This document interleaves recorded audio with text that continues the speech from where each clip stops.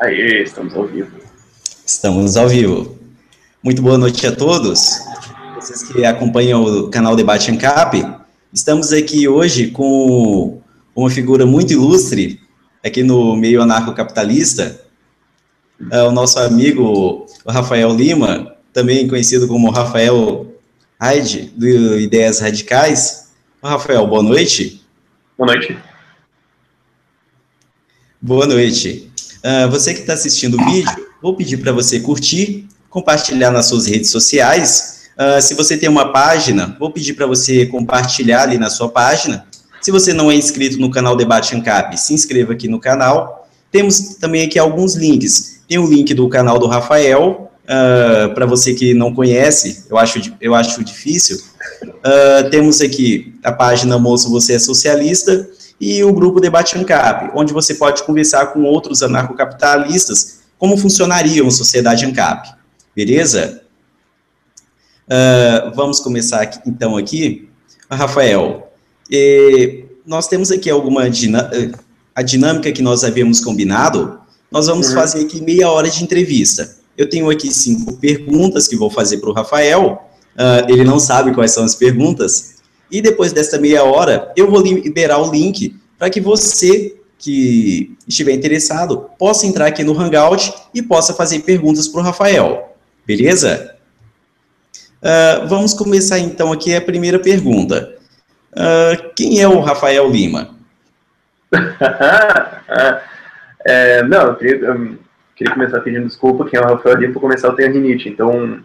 E eu moro em Curitiba, a gente teve umas viradas de tempo, então eu estou um pouco balhado.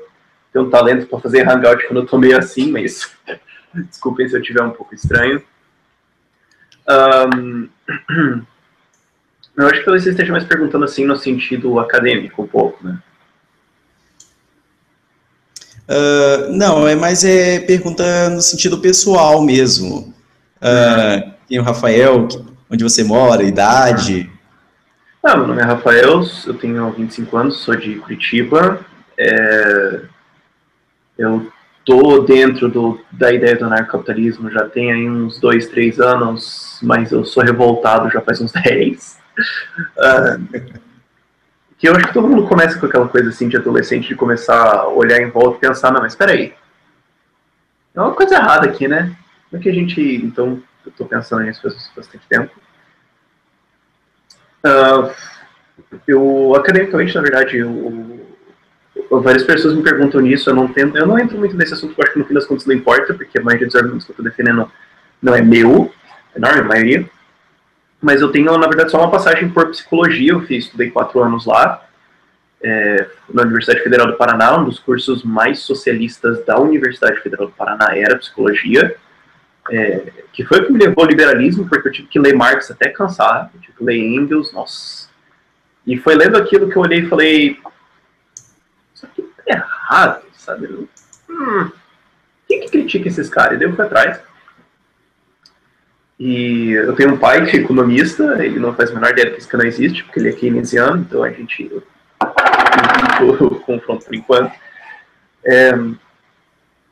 E eu estudo essas coisas já tem uns 2, 3 anos, eu não consigo parar, assim, eu adoro procurar conhecimento, e um fato, assim, é meio que um segredo às abertas, é que a minha profissão é que eu sou mágico, eu sou ilusionista profissional, e é por isso que eu digo que eu entendo de socialismo, né, eu sou um mentiroso profissional, então quando eu vejo socialismo eu falo, não, meus colegas.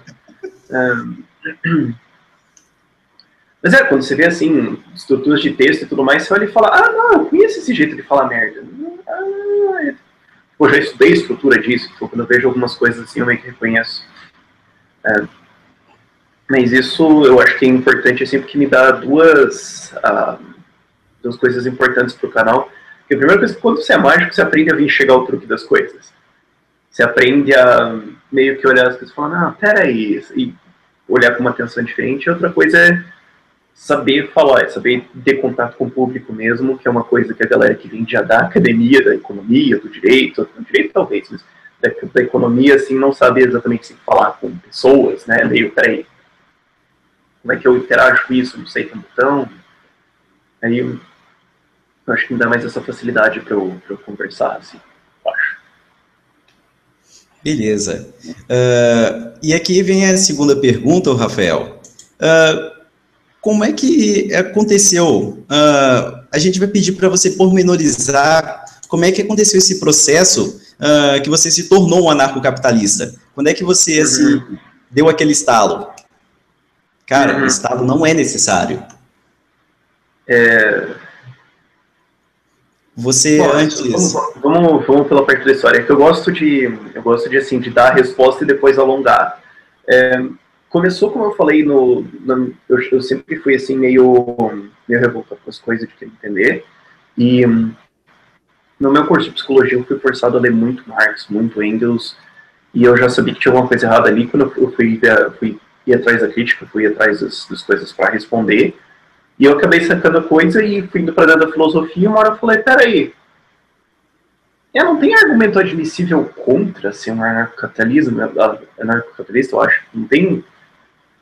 Eu acho que essa é a única posição racionalmente defensável, né? Então eu acho que eu sou anarcocapitalista. Putz, não conta pra minha mãe, eu não sei o que ela vai achar disso. Foi o primeiro reflexo, assim. Mas eu entrei no curso de psicologia com 19 anos. E o curso de psicologia na Universidade Federal do Paraná é um curso, como eu falei, muito, muito fortemente socialista. É um viés bem claro, é bem claramente delineado, e eu acho que é o segundo curso mais mobilizado da Universidade Federal como um todo. Eu tive professores que eram candidatos a cargos pelo PSOL. Então,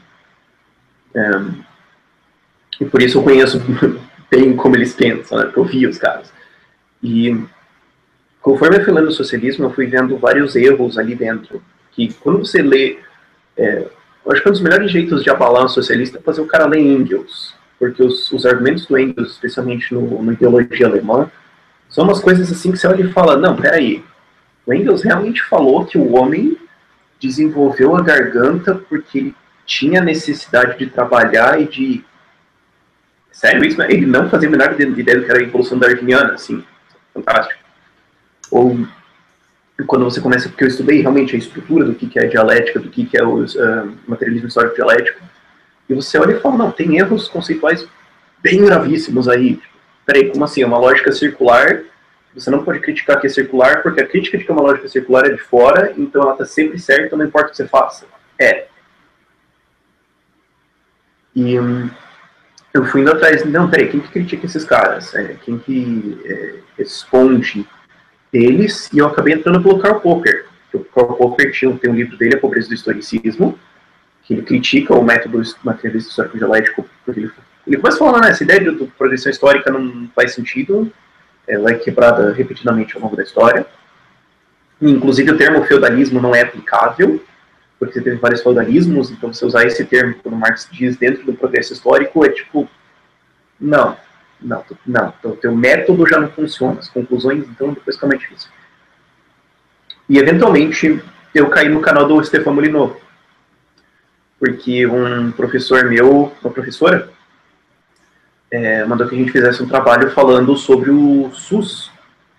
Foi o SUS, o exemplo escandinavo, não sei, eu acabei caindo no vídeo do Molyneux, que ele desmente o mito do socialismo escandinavo, e aquilo foi, assim, 3 tapas na cara, seguindo na minha cara, que eu fiquei atordoado. Não, pera, tudo que eu acho tá errado. Para. Aí foi, assim, 1 mês vendo o canal dele, vendo vários vídeos, procurando coisas, e a partir daí eu fui entrando em contato também com o Milton Friedman e o Thomas Sowell, que eles têm embora não sejam ANCAPs, eles têm um jeito muito bom de falar, de erodir realmente as bases da ideia do Estado, de isso não funciona, isso tem que ser resolvido. Eles são de maneira geral minarquistas, né, mas eu fui entrando em contato com as ideias deles, assim, e aí eu fui, por causa do Molyneux, por causa disso, encontrando Jeffrey Tucker, Ayn Rand, Rothbard, aí então eu fui começar a ler Mises. Então, eu sou muito mais lido na parte popular do que na parte acadêmica a rigor da coisa, assim. E há uns 2 anos atrás eu estava falando com colegas meus e explicando algumas coisas assim, e eventualmente um deles me perguntou, mas espera, você é anarquista? E foi a primeira vez que eu falei para ele, sim, sou. Ele foi meio, opa, você é do armário. Putz, tem volta, né? E daí eu comecei a realmente pensar, bom, então agora eu tenho que ter as bases todas fechadas, porque se eu for dizer que eu vou defender essa ideia, eu tenho que ter ela até as bases tudo fechadinho. Porque eu lembro de ver os erros de base de filosofia do Freud, especialmente vários erros que ele comete na base do raciocínio dele, e vários erros da dialética. Então eu falei, ok, eu tenho que ter tudo isso até a base mais fundamental para defender o ponto que eu estou defendendo. Aí eu fui ler mesmo o objetivismo, fui lá, fui ler Aristóteles, fui lá até a base e formar, não, porque exatamente do zero, da frase mais básica, eu defendo esse ponto. E fui estruturando e eu falei, e volta e meia até penso, será que tá errado isso? Não, pera, volta. Isso aqui não, aqui tá certo, aqui tá certo. Não tem como tá. Não, mas eu tenho esse raciocínio assim, uma vez por semana, no mínimo, assim, só pra checar. E esse último ano, eu fundei o canal e originalmente com um projeto assim, né, só jogado, e há uns 2, 3 meses atrás, em abril, um vídeo meu explodiu e me bateu de novo aquela revolta, assim, de não, eu não consigo ficar quieto, é uma coisa assim que eu não consigo ficar quieto sobre as coisas, assim, quando eu tô realmente puto, cara. Eu falei, não, vamos pra guerra, vamos fazer isso, o que me forçou de novo a voltar a estudar, porque, bom, se agora eu vou falar em público disso, não pode ser, eu não posso ter buracos em que eu digo, mas eu não... E foi o meu estudo desses últimos 2 anos, desse último ano especialmente mais intenso, assim, nesses aspectos. Alguma dúvida? Acho que cobre, acho que fecha, né? Cobre bastante. Dá para deixar bastante uma ideia de como é que a gente cai a ficha, né? Durante muito tempo a gente fica matutando, mas o Estado tem que ir para esse lado, tem que ir para aquele lado, eu vou ser de esquerda, direita, centro. Não é um processo fácil cair a ficha e dizer, cara, eu estou fazendo as perguntas erradas. Que diabos esse Estado é necessário? Seria a pergunta fundamental. Inclusive, fazer aqui alguma pergunta, quando você começa a fazer esse trabalho, gravar vídeos, com certeza começam, de um lado tem pessoas que aprovam, e também tem do outro lado pessoas que vêm fazendo críticas. Mas como é que você vai defender essa ideia, acabar o Estado? Quais seriam as críticas mais comuns que você tem recebido no canal? E, assim, as respostas mais comuns que você tem dado para essas pessoas? Eu recebo primariamente 3 tipos de críticas. A crítica, isso aqui é 1%, 2% delas. Que é a crítica acadêmica, que é a galera que vem e fala, não, mas peraí, você está falando de anarquismo? Mas o anarquismo, na verdade, você tem que falar de Proudhon e do Bakunin, porque não sei dentro da dialética, isso aí é um argumento erudito, um argumento técnico. E esse argumento eu respondo cortando na base da dialética. Eu não entro no espaço lógico deles, porque no espaço lógico deles não há resposta. Não, como eu falei, a dialética é aquela estrutura onde uma vez que você está dentro dela, a dialética está sempre certa, não importa o que aconteça. Então, uma vez que você entra nela, não tem sentido. Respondo de novo, dialética não é uma forma de raciocínio admissível, porque ela permite contradições. Então, não tem como eu querer desvendar a verdade com uma filosofia que não se importa com erros. Uma vez que ela encontrou erro, ela fala, não, exatamente, é isso aí, tá errado mesmo e tá certo. Então, eu encerro por aí. Mas é uma crítica que aparece muito raramente e, eventualmente, ela vira um segundo tipo de crítica, que é a pessoa que não consegue ver isso na prática. Que é, nossa, 80% das críticas que eu recebo. Que é a galera que fala, não, tipo, tá, Bitcoin, mas pra que serve isso? Que é um raciocínio prático. Que o meu público, eu tento encontrar o público que é o público que olha para a direita política do Brasil e olha e fala, é um bando de retardado, olha para a esquerda e fala, é um bando de retardado, o que eu faço? Eu tento pegar essa galera. Então eles chegam com questionamentos assim, práticos, tipo, como é que a gente faria educação, então? Porque daí como é que vai ficar a educação para os pobres? Não é que o cara tá falando, não, você é coxinha, não, o cara tá falando, não, mas espera aí, eu concordo com você, Mas como é que ia ficar, sei lá, cirurgias de alta complexidade que custam milhões de reais para salvar a vida de alguém? Como é que ia ficar isso? E essas críticas eu respondo. Quando é uma coisa mais simples, eu respondo já nos comentários. E o que é legal é que eu tenho uma comunidade que apareceu no meu canal, que às vezes eu nem preciso responder, eles pegam antes. E daí às vezes eu olho a resposta assim da pessoa e falo, não, ele acertou, ou só deixa eu adicionar isso aqui. Acho que em menos de metade das vezes eu tenho que responder. Quando eu vou ver, alguém já pegou para mim. E a outra metade eu tenho que responder. E a outra metade eu olho e falo, não, pera, essa pessoa aqui expressou uma dúvida muito legítima que muitas pessoas podem ter. Tem que fazer um vídeo disso. E são justamente essas dúvidas assim, mais, e a educação? E a saúde? Como é que vai ser a justiça? Sei lá, a imigração é bom ou não é? Imigração, sei lá, os haitianos vindo, é bom ou não é?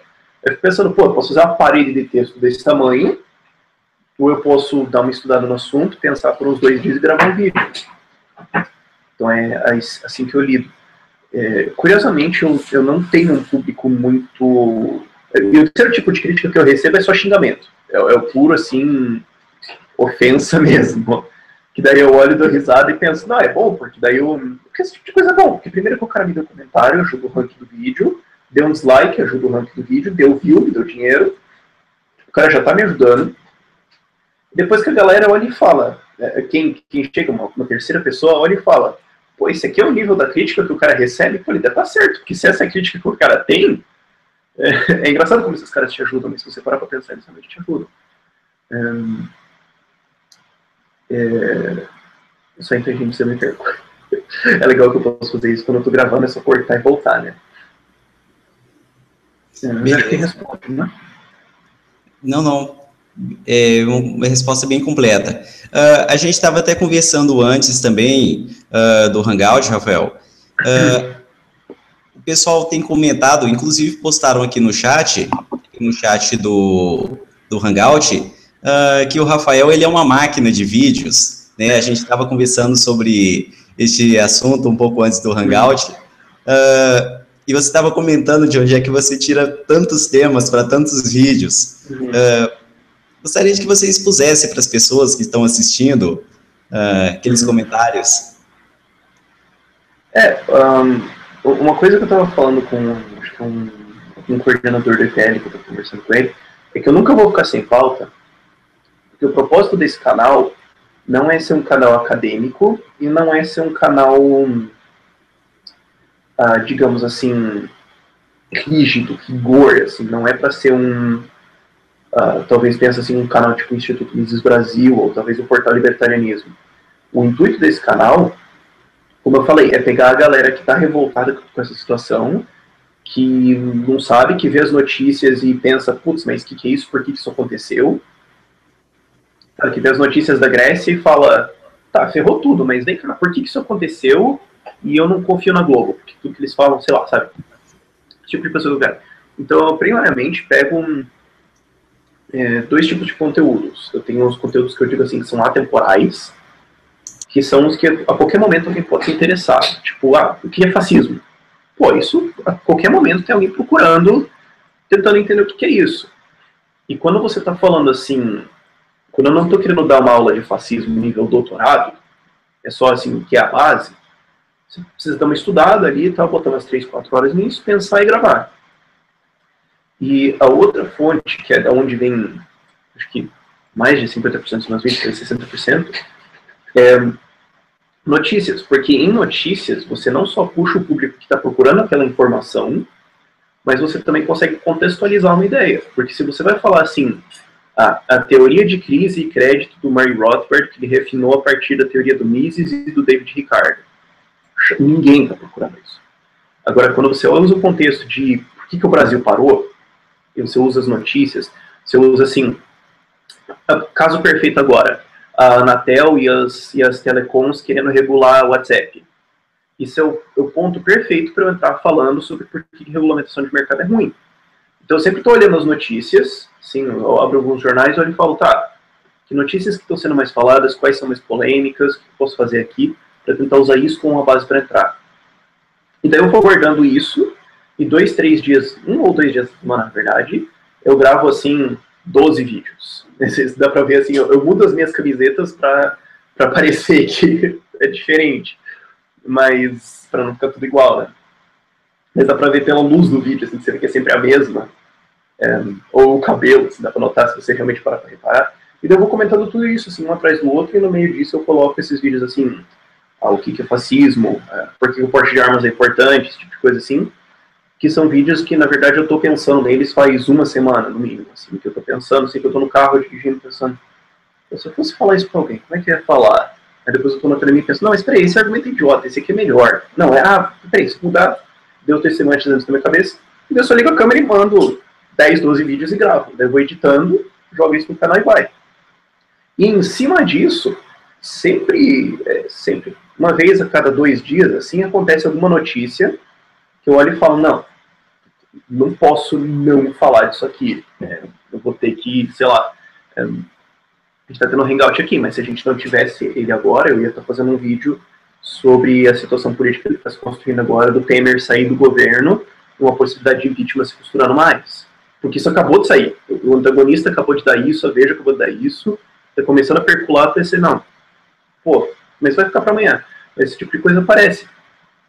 Então, e por cima disso, ainda tem uns vídeos, que é uma série mais pesada, que é aquela Fatos e Dados, que até agora tem um vídeo, mas daí é um vídeo de 90 minutos, 120 minutos talvez, acho que entre 60 e 120 minutos, que daí é gráficos, sei lá, 35 fontes no mesmo vídeo, um vídeo pesado assim, que daí é uma aula mesmo, de cabo a rabo todos os dados, e isso é um vídeo de 15, 20 horas para você fazer. Eu estou preparando um agora, falta só fazer a apresentação, na verdade, e gravar ele, que curiosamente é o menor tempo para fazer isso, mas esses são os mais pesados, e por isso que eu preciso mais do financiamento do canal para ter o tempo para investir nisso, especialmente no futuro, para poder puxar mais ajuda, porque é o tipo de vídeo que eu posso pôr 15 ou 20 horas, ou 90 horas. Daí eu contrato 2 pessoas, talvez alguém do direito e alguém da economia para me puxar dados, tal, fazer isso aqui, e daí a gente junta 30 horas cada um e faz um puta vídeo com muita qualidade mesmo, muita informação daqueles que a galera olha e fala, nossa, não tem nem o que responder, sabe, que vira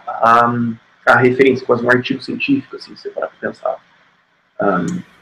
Esse é um trabalho maior, então esses vídeos não estão em tanta frequência agora, mas eu queria que fosse, assim, um por mês. Eu quero fazer um desses, por exemplo, da crise de 29, com todos os dados, assim, de cabo a rabo, para ninguém falar nada, pra você não falar, não, mas é só ele falando a opinião dele. Não, 30 mil fontes aí, sabe? Esses são um pouco mais difíceis, mas e manter essa frequência também, que eu penso, de 1 ou 2 vídeos por dia é importante, porque daí as pessoas olham não como aula chata, tipo, mas tem aquele cara que fala umas coisas diferentes sobre o que está acontecendo agora. Então, se eu quiser ter uma visão diferente, porque às vezes você olha jornal, assim, é meio, aquela cobertura de jornal internet é meio, é um artigo de 5 parágrafos sobre a guerra na Ucrânia, droga, eu quero saber mais. Daí tem aquele cara que fala umas coisas diferentes, vai ver que é louco lá, é legal. Então tem esse efeito, assim, que é mais divertido. E que puxa uma galera muito boa. Beleza. Uma última pergunta que eu vou fazer aqui. Antes de fazer a pergunta, avisando para vocês que estão assistindo, neste momento eu vou divulgar o link para vocês entrarem aqui no Hangout e fazer perguntas. Uma vez que não tem um sistema de preços para equilibrar essa demanda, vai valer a lei da apropriação original. Quem chegar primeiro, faça as perguntas, beleza? Nesse momento... Eu achei que você estava emendando uma pergunta, deixa eu estar pensando aqui, não, peraí, o que ele está falando? Beleza.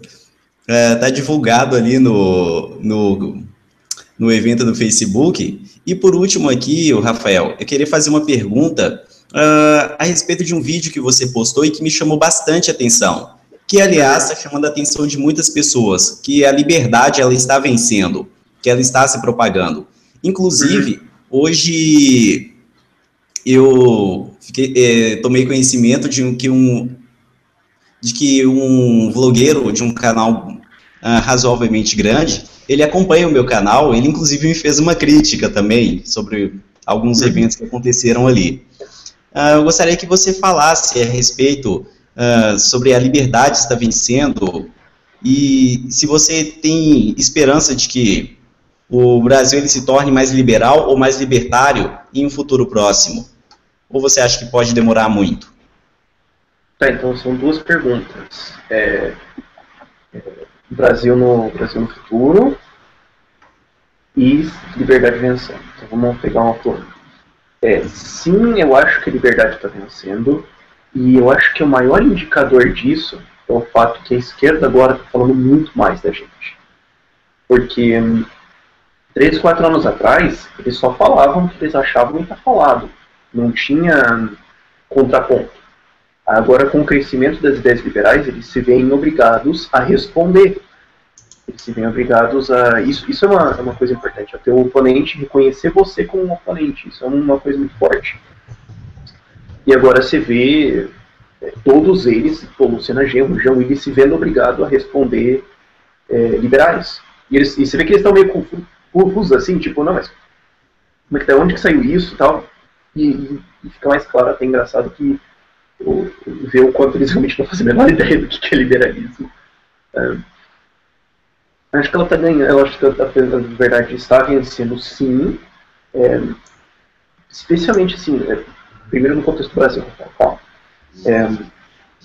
com o crescimento do Instituto Mises Brasil, o Instituto Liberal do Nordeste, o Instituto Liberal de São Paulo, grupos sendo fundados para todos os lados. Pô, eu estava na premiere do Instituto Mises Brasil na segunda-feira, e eles estavam falando assim, centenas de grupos de estudo pelo país, sendo que 3 anos atrás tinha 0.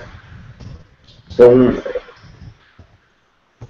e hoje você vê eu até citei isso no vídeo e eu cito de novo, você vê o Renan Calheiros falando que esse ajuste aí está sendo feito meio, pô, tem que fazer mais, tem que privatizar umas coisas aí. Quando você vê o Renan Calheiros falando isso, eu fico meio, opa, isso está conquistando o discurso. E mundialmente a liberdade está vencendo, o Brasil está sendo levado, mas mundialmente a tendência aumenta isso. Tem uma série de artigos que o Jeffrey Tucker soltou recentemente falando como os Estados Unidos estão mais libertários. As políticas deles estão mais libertárias, as pessoas estão com opiniões libertárias sobre casamento gay, sobre drogas, sobre o tamanho do Estado. Isso está crescendo nos Estados Unidos. A China agora está sendo um dos maiores centros de importação de livros de escola austríaca. Os caras já tentaram comunismo, eles já tentaram keynesianismo, e agora, bom, puta, fudeu, né? Vamos ter que ter esses outros caras. E mundialmente isso está acontecendo. Mundialmente é uma tendência, e conforme a internet é uma coisa disso. Ela conecta as pessoas e ela cria ideia. E uma vez que você tem a ideia ali, não tem muito como você fuzilar a galera para todo mundo esquecer. Então, uma vez que você tem a ideia de uma Bitcoin, você pode proibir todas, alguém vai criar uma nova. Isso aconteceu em vários... isso aconteceu no Egito. O governo caiu fundamentalmente porque alguém filmou a polícia executando um cara. E daí viralizou, todo mundo se revoltou, foi todo mundo pra rua e caiu o governo. Quer dizer, e eles tinham tentado desligar a internet, alguma coisa assim. Você tem esse nível de conexão, as ideias se propagam muito mais, a ideia do liberalismo acaba vencendo. Eu acho que é uma tendência mundial de crescimento, especialmente quando a gente olha assim, de faraós para hoje. Porque de faraós, eu acho isso engraçado assim, de falar, eu falo com piada, mas é sério. Na época dos faraós, o faraó era o Deus rei na terra, encarnado, contrariar ele era contrariar a vontade divina. E o cara podia mobilizar a nação inteira, que era uma das 2 nações do mundo, que tinha mobilizado do lado, fazer a nação inteira construir uma pilhazinha de pedra para ele.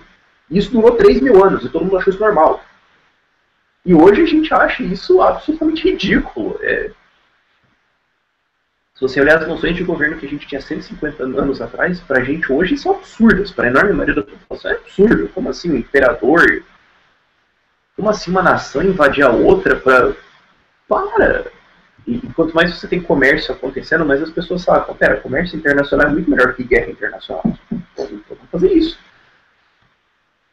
E depois a segunda parte da pergunta, que é se eu acho que o Brasil vai ficar mais liberal no futuro próximo. Eu acho que não existe vontade política para ele ficar menos. Vontade por parte do PT não falta. Agora é só dele e olhe lá.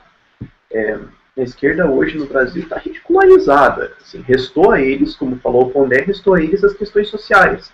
Fala de homossexualidade, fala de drogas. Agora, quando a esquerda fala de economia, tudo nada.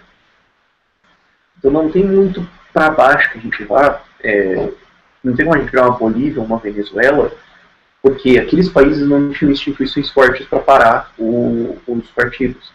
Enquanto aqui no Brasil a gente tem um judiciário e a gente tem uma economia, um setor privado forte que conseguiu segurar os caras.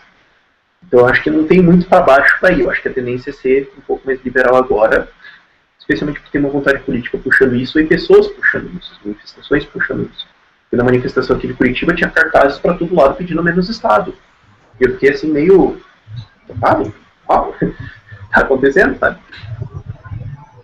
E é difícil prever, é difícil brincar de mãe de nada. Mas eu acho que nos próximos 5 anos, como eu falei, não tem muito o que fazer. Tem que ir com uma tendência mais liberal. A gente tinha o Aécio Neves falando de liberalismo. Não é malemé, né? E o PSC também falando em 2014. O Novo vai ter a reunião do registro de partido deles, a sessão do julgamento deles agora dia 25. Quer dizer, os players estão entrando. Agora, eu prefiro pensar mais numa coisa assim, 10, 20 anos. Acho que 5 anos ainda tem muitos pontos de interrogação, assim. É meio difícil especular.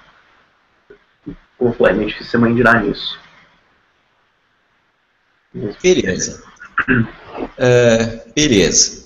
Agora nós vamos começar aqui, conversar com os participantes que vão entrar no Hangout. O tempo aqui que eu vou deixar vai ser o tempo padrão de 8 minutos. Cada pessoa vai poder conversar com o Rafael por ordem de chegada. Se eu não estiver errado, o primeiro a chegar foi o Vinícius Goulart. Ô Vinícius, boa noite. Boa noite, Pedro. Boa noite, Rafael. A todos. Boa noite. Boa noite. E Vinícius, você tem 8 minutos para conversar com o Rafael a partir de agora. Então, Rafael, eu queria já conversar um dos seus últimos vídeos, né? Já que você faz 3 vídeos por dia, é que você falou sobre você querer tornar o seu canal o seu trabalho. Você pensa, você falou que você tinha uma expectativa de que daqui a 2 anos você já teria em média 200 mil inscritos, poderia sobreviver disso. Você pensa que o meio libertário tem essa capacidade para acompanhar seus vídeos, para te sustentar esse seu trabalho? Então, eu não olho a minha base como meio libertário. Eu olho a minha base como o público geral que quer informações diferentes sobre essa situação que a gente está. Eu digo que o meu público, assim, é o cara da padaria que está revoltado, é o taxista que não sabe direito o que ele tem que achar do Uber. Esse é o público que eu quero falar. E a prova de conceito está aí em canais como o canal do Otário, como o canal do Nando Moura, que tem aí 100 mil, 200 mil inscritos. O Nando Moura está acho que perto de 100 mil, e o Otário, eu não sei, acho que está em meio milhão, alguma coisa assim. São pessoas que querem uma visão diferente, eles querem ouvir uma coisa diferente e elas começam a concordar com essas ideias de liberdade. E eu acho que tem uma base sim, e eu estou olhando pelos números que eu estou recebendo agora. Eu fiz essas medidas para cima e para baixo e vamos ver, né? Joga no meio, a gente tem no final de 2017 aí 200, 300, pode ser mais, pode ser menos, mas a minha estimativa é que isso pode virar um trabalho meio período até o final do ano, e período completo até julho do ano que vem, assim, já tem trabalho, dá pra viver. Aí depois a gente começa a aumentar o projeto mesmo. Mas eu acho que é viável, sim. Tá certo. Bom, eu queria falar agora do seu vídeo que você falou sobre objetivismo aí em Rand. Você comentou a Nascente, e curiosamente, o meu amigo ele comprou, eu peguei esse livro faz já 3 dias, já li 300 páginas. Tipo, a leitura dela é sensacional. Eu queria que você comentasse aí mais sobre o objetivismo, que eu vejo que mesmo liberais não comentam muito sobre a Ayn Rand. Para mim, é essencial a pessoa saber ter uma filosofia base mesmo, que muitos economistas também não falam, o liberal não fala. Não, eu só estava vendo de 300 páginas mais ou menos onde você estava, só para saber onde você está situado no livro. A Ayn Rand não é tão falada porque ela não é hegemônica e ela não é nem acho que maioria dentro do raciocínio libertário e do narcocapitalista. Porque tem a galera, tem assim, eu não sei a pouco pesquisa, tem a galera que simplesmente não quer saber de filosofia, que são os utilitaristas, então já não estão ali discutindo. E depois tem, eu já falei sobre isso, sim, bom. E depois tem a galera que usa Aquinas, tem a galera que não gosta da Ayn Rand por causa do ateísmo dela, tem a galera que não gosta de objetivismo, tem a galera que nem sabe. Não é tão discutido assim. Ela, eu acho que tem mais espaço, mas também se a gente for olhar o movimento libertário mesmo no Brasil, assim, com força, tem o quê? 2, 3 anos. Então, assim, você lê uns toletes disso, assim, e ter uma discussão saudável, dá um tempo, eu acho, talvez. De maneira geral, meu sentimento nessa questão. Assim. Bom, eu queria perguntar agora, você fala aqui do seu último vídeo sobre Bitcoin, para você a saída do estatismo é mesmo o Bitcoin ou as moedas criptografadas? Não, eu não disse isso. As moedas criptografadas. Eu não disse que é a saída, eu disse que é uma saída. Tá certo. Não, então, entendi. Quando você fala da difusão de ideias, aí sim as pessoas vão começar a usar, certo? Aí você fala que essa é uma possibilidade muito real de você sair do imposto de renda, sair da taxação, para você não vê o Estado querer tomar para si, proibindo as moedas criptografadas como um meio para continuar com a moeda estatal? Você pensa que pode chegar a esse nível? Pode, mas efetivamente isso meio que já aconteceu, não? Porque teve o... Eu acho que isso é um meio de sair e efetivamente você já pode sair. É só que é chato. O Daniel Fraga, até onde eu sei, ele efetivamente saiu. Ele está na dele, quieto lá. Só que agora operar em Bitcoin é chatinho, é incômodo assim. Mas já dá para você sair e está ficando cada vez mais fácil. O governo pode tentar afundar esse barco? Eles podem tentar. A questão é que eles não vão conseguir, porque a Bitcoin tem os problemas de rastreamento dela, né? Que o governo tem que rastrear ela, mas tem 3.100 outras, então, sabe, alguma delas vai furar, e o único jeito que você conseguiria realmente desativar isso seria se você instalasse um estado totalmente orwelliano na internet, o que eu não vejo o governo brasileiro sendo capaz de fazer. Eu estou até conversando isso com uma pessoa hoje. A enorme maioria dos políticos no Brasil não consegue nem começar a compreender o que é isso. Então, eu acho que eles não reconhecem isso como mais porque é bom, de certa forma. Mas eu acho que não tem como eles cortarem isso, porque teria que ser corte da internet total. E daí todo mundo do Facebook ia sair, manifestar e acabou. Se não ia rolar muito, não ia funcionar muito bem isso. Eu não acho que é uma coisa que eles podem parar a longo prazo. Eles podem conseguir atrasar a coisa um pouquinho, talvez, dificultar, assim, colocar os muros. Mas eu acho que é que alguém chega com o muro, que o governo chega com o muro, alguém chega com a escada. Então é uma daquelas batalhas que pode levar 5 anos, pode levar 100 anos, mas não tem muita saída, sabe? É aquele negócio que acaba perdendo. Bom, agora essa aqui é a minha última pergunta. É praticamente quase a mesma que eu fiz para o Hélio Beltrão aqui nesse debate Ancari. A sua visão que você tem sobre como levar o liberalismo à difusão de ideias. Ele fez uma analogia falando que o povo... Acho que você cortou um pouco aí, eu não... Ele teve algum problema ali no...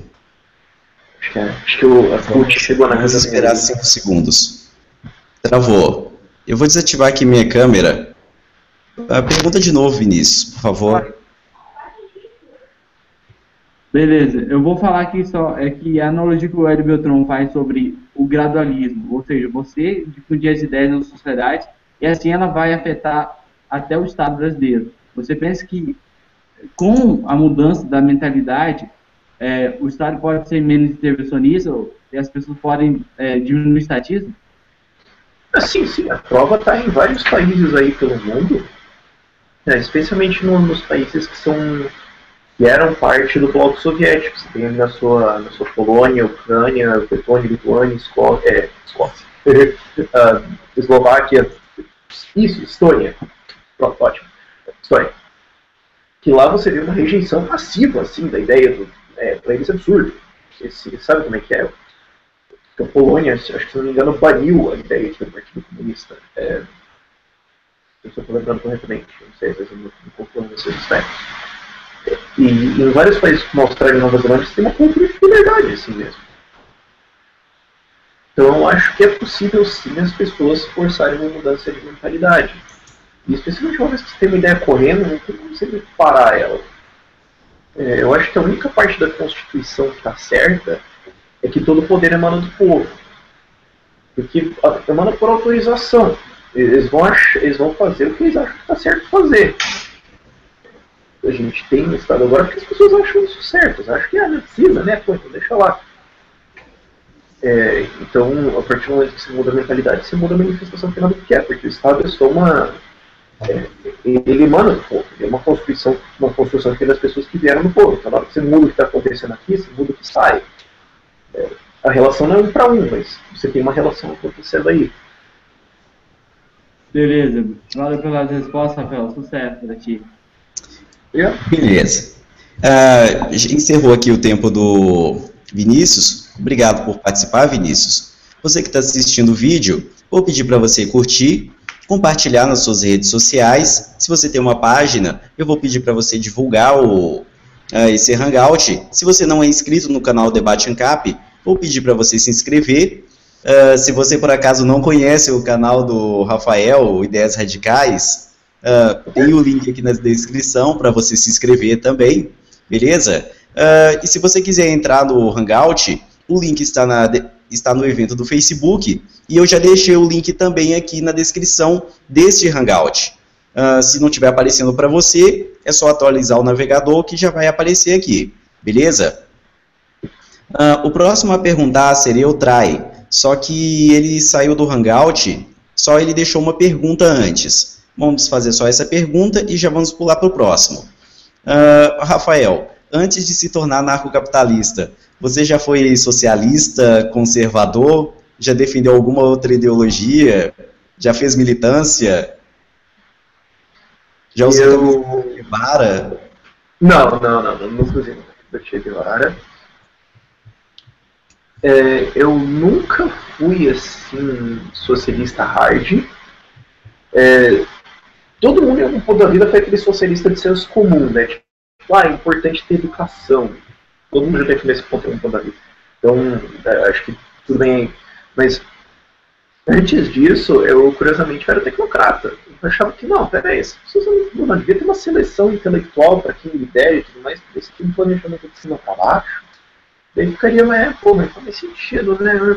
Mas isso eu acho que veio de jogar muito jogo de estratégia, que você pensava, se for jogador burro, a sociedade sai burra, né? Então, eventualmente, conforme eu cheguei a estudar tecnocracia e tal, olhar e falei, peraí, essa ideia de moeda, de energia,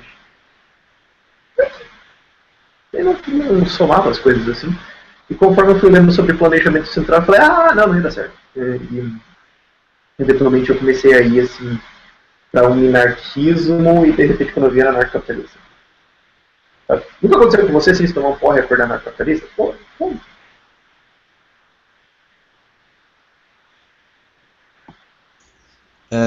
Beleza. Então vamos pular aqui para o próximo. Depois do Trai é o Maurício. Maurício, boa noite. Aí. Boa noite, Pedro. Boa noite, pessoal. Boa noite. Então, eu queria perguntar para... Só um instante, Maurício. Você vai ter 8 minutos para conversar com o Rafael. Você pode fazer várias perguntas, beleza? Quando acabar seu tempo, eu te aviso. A partir de agora. Tá. Rafael, eu queria saber de você qual é a importância da ética no anarcocapitalismo. Defina a ética. Deixa eu só entender o que você está querendo dizer com essa palavra. Assim, mais ou menos como a visão dos justnaturalistas, que a ética define praticamente a moral, desse ponto de que o anarcocapitalismo só seria possível se uma ética, e não de um ponto de vista mais consequencialista. Tá. A ética tem um papel importante e relevante no anarcocapitalismo. Qual é a sua opinião sobre o assunto? O importante é qual ética. eu defendo um pouco a posição, defendo um pouco, mas defendo a posição de que não é que tem pessoas que têm ética e pessoas que não têm ética. Tem pessoas que têm ética e tem pessoas que têm ética meio cagada. Então, você precisa ter uma ética boa. E uma ética boa vem de primeiros princípios e um raciocínio lógico que constrói ela. E quando eu olho para isso, quando eu busco isso, as respostas que eu encontro são objetivismo. De você pensar de uma maneira egoísta e trocar com as pessoas, que se você construir uma sociedade onde as pessoas têm a maior chance possível de realizar o máximo delas dentro do que elas acham que deveria ser feito. Isso é fundamental, essa ética é o construto fundamental de como as pessoas vão interagir, e daí eu venho lá de psicologia comportamental, que daí eu tenho uma visão um pouco diferente, eu acho que da maioria da galera de libertarianismo, que um poucos vêm da psicologia, eu venho lá de psicologia comportamental, em que isso é o estímulo discriminativo de como você vai exercer comportamentos. Isso é o psicologuês, que é as regras que ditam como você vai fazer as coisas. Então, se você tem regras podres, vai cair a casa. A gente tem hoje regras podres. A gente admite que violência é errado, mas não é. Então, é errado você pode. É errado fazer isso, mas quando o Estado faz, tudo bem. Ou isso aqui é certo, mas não vamos ver. Aí você tem umas éticas que não funcionam. Aí você pode debater se é uma ética ou não. Aí já é um debate em rigor. Eu não quero entrar. Mas é fundamental você ter isso, porque são as regras que constroem uma coisa, como a programação de um programa de computador. Tem uma linha errada lá, o negócio não roda. Se tem uma linha que está mal escrita, o programa vai dar erro. Então isso é a base mais crucial. E eu acho que é importante a gente falar disso não só no campo da ética, filosofia e rigor, mas com os exemplos. A própria Ayn Rand falava isso através da estética, por isso que ela escrevia novelas, para mostrar através de personagens qual que era o ethos, qual que era o jeito de agir, o jeito de ser, que ela considerava mais fundamental e mais honroso, nobre, enfim, todas essas palavras boas e super legais, que a gente deveria agir. Isso é o mais básico, assim, que a gente tem que retratar e passar para frente. E pessoas isentas de escrúpulos, como psicopatas e nihilistas? O que você acharia melhor para lidar com essa situação? Por exemplo, eu sou um psicopata. Eu só penso em mim o tempo todo. Então, isso não é definição de psicopatia. Sim. Isso é definição de egoísmo. É falta de empatia. Sim. Ela só pensa nela, independente da outra. E uma pessoa niilista. Qual você acha que seria a melhor forma de fazer essas pessoas aceitar as regras de uma sociedade? Não seria mais fácil fazer elas entenderem isso de um ponto de vista mais consequencialista do que mais ético? Qual é a sua opinião a respeito disso? Em última análise, o que é importante no funcionamento da coisa, não quero usar a palavra sociedade, mas enfim, é o comportamento que elas exibem. Então, se você é um psicopata e você é incapaz de empatizar com as pessoas, porém, você não agride ninguém, para mim você está exibindo comportamentos egoístas. Você está pensando em você, tentando cuidar com as pessoas, e você não está ativamente ferindo alguém. É a mesma coisa que você perguntar, se o cara for assim, racista total, então, bom, ele vai agredir pessoas? Não, ele só vai pensar na cabeça dele. Bom, você vai pensar o problema dele, não meu. Um niilista também, se ele quer ativamente não ligar para as pessoas, contanto que ele não seja agressivo, ele não traga o problema a mim, o problema não é meu. Aí o prejuízo que ele vai ter nas interações dele. A questão fundamentalmente, se ele vai ser agressivo ou não. Se ele não vai ser agressivo, não é um problema. Se ele vai, aí ele vai incorrer nas punições, daí a gente vai entrar num debate de como vai ser a justiça. E se ele não for agressivo, aí é como ele está fazendo. Se ele quiser tomar caminhos que são prejudiciais a ele, o prejuízo é dele. Eu posso instruir ele da técnica, da ética, e falar, cara, é assim que você deveria fazer. E o cara pode falar, eu não quero. Falar, se você quiser transformar o seu trabalho em bater a cabeça na parede até as coisas funcionarem, você pode fazer isso. Não é muito inteligente, mas Se é o seu desejo, vai lá. E eu não acho que isso deveria ser imposto, assim. Daí você acaba entrando numa contradição dentro do ethos da coisa toda.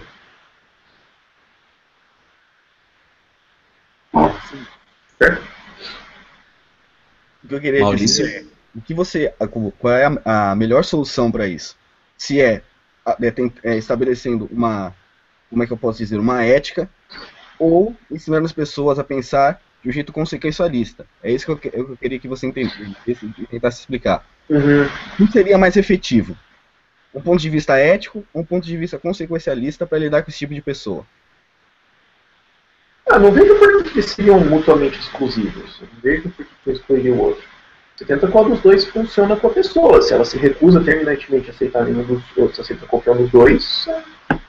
Do que agora, qual é o melhor, eu não saberia dizer, assim. Você pode dar a técnica ou falar, ó, só pensando em um utilitarianista e em última análise eu ligo para o comportamento da pessoa, não para o que necessariamente faz com que ela exiba isso.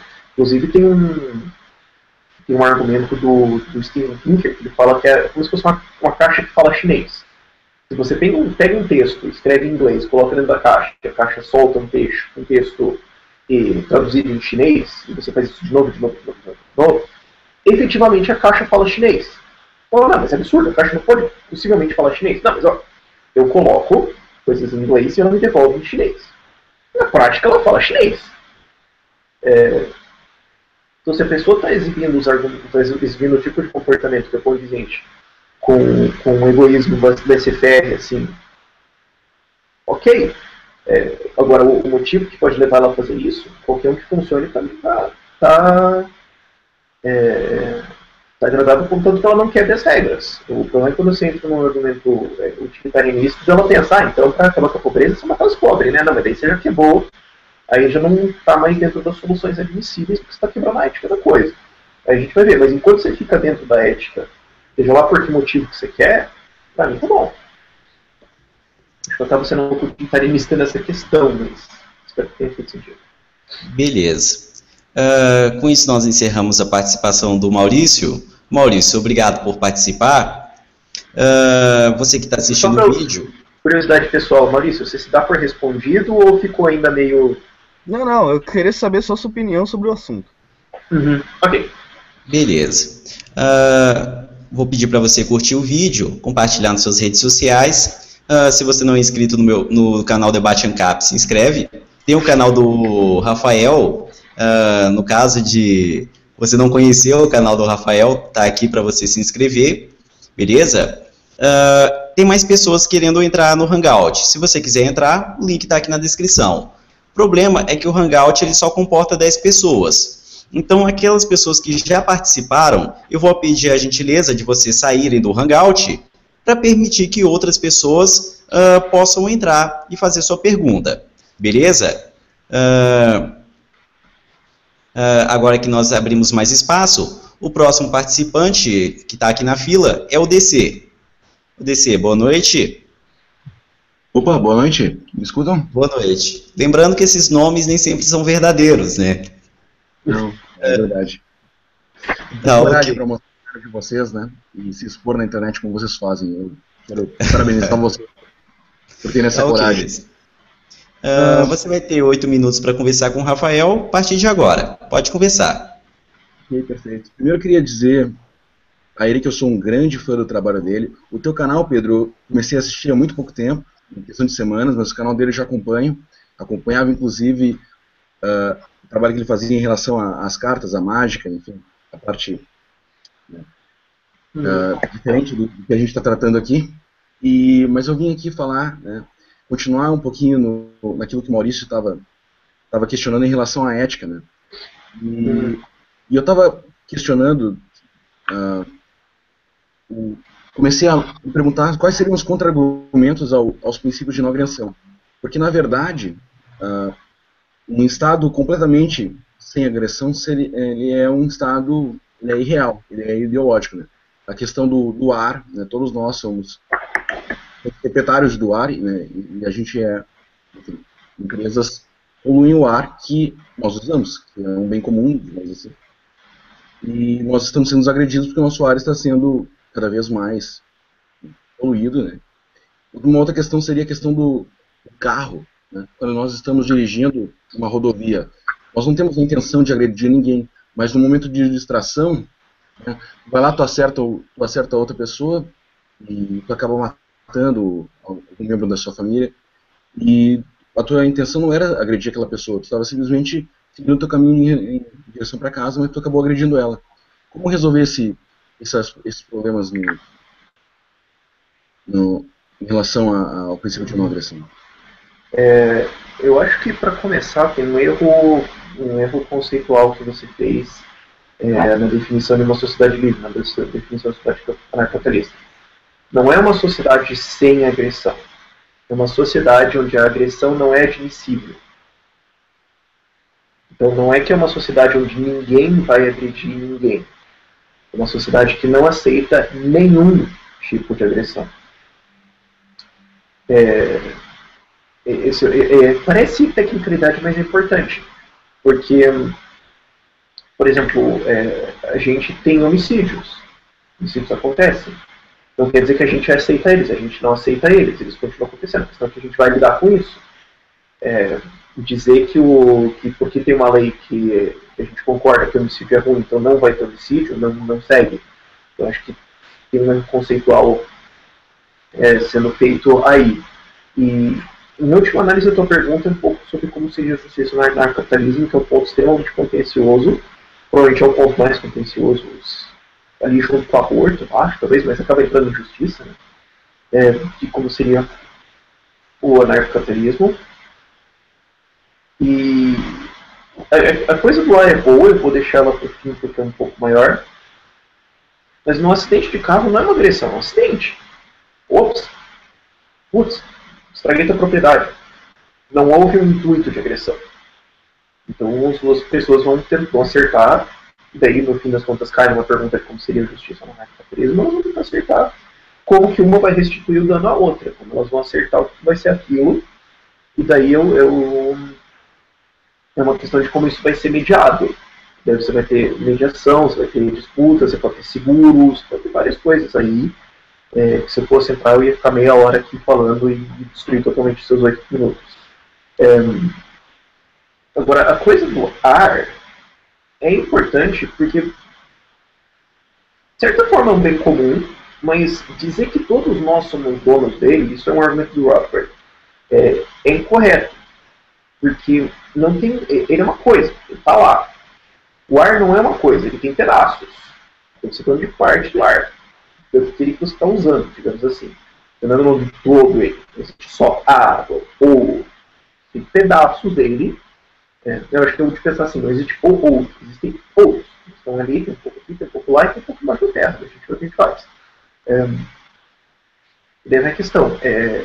Eu acho que a última análise da sua pergunta acaba sendo isso, né? E se uma companhia poluir o ar assim, poderosamente e mata todo mundo? Que acaba sendo uma pergunta de como vai ser a justiça no anarcocapitalismo. Mas é importante entender que quando você está fazendo alguma coisa assim, você está respirando, você está roubando o ar do outro cara. Ele não era dele.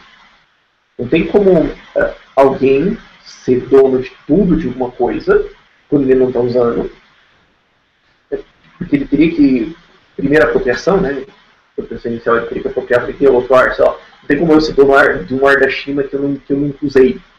Que eu nunca usei ou comprei. Não houve uma primeira apropriação dele. E eu não posso ser responsabilizado por isso. Não tem como um coletivo ser dono de alguma coisa. Se o coletivo é dono de alguma coisa, não funciona. Isso acaba sendo uma oligarquia. Porque na verdade só parte vai usar. E outra parte não teve a primeira apropriação. Então eles não são proprietários, mas eles são raros de usar, e daí o grupo diz como é que vai ser usado, mas daí a outra parte não fala, então acaba não sendo propriedade, acaba sendo um estilo de oligarquia.